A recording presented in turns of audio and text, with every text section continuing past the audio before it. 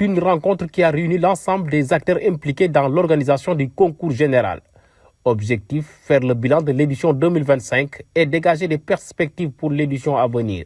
Il faut préciser qu'il y a eu des missions de sensibilisation et de vulgarisation qui sont menées sur le terrain, naturellement vers le sud et vers l'est. Et déjà, les portées sont visibles parce que déjà avec le démarrage de l'épreuve de PS qui a démarré hier et qui termine aujourd'hui, on a quand même eu un nombre qui a doublé l'effectif qu'on avait l'année passée. Certainement, on ira vers la mise en place du guide des encadreurs parce qu'on a quand même noté que dans les régions, il y a des élèves qui ne participent pas, tout simplement parce que peut-être ils n'ont pas les formations, mais peut-être qu'ils n'ont pas suffisamment d'encadrement qui leur permettent de participer au concours général. Mais avec le guide qui sera mis en place et qui sera démultiplié au niveau des régions du Sénégal, les enseignants auront un outil pédagogique qui leur permettra d'être à l'aise dans l'encadrement de ces candidats.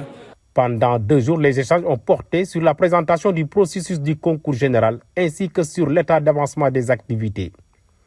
L'édition 2026 revêt un caractère particulier, coïncidant avec le 60e anniversaire de cet événement d'excellence.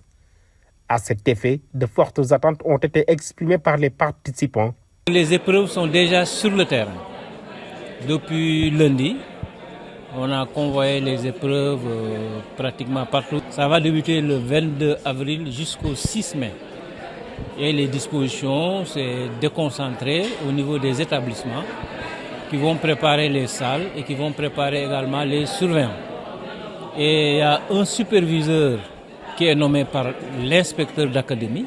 Il est temps, à mon avis, de donner un nouveau tournant au concours général sénégalais pour revoir un peu quelles sont les finalités, qu'est-ce qu'on va faire de ces lauréats une fois qu'ils ont terminé leurs études, qu'ils ont intégré le monde du travail, qu'est-ce qu'ils peuvent apporter à l'État du Sénégal qui a tant investi en eux.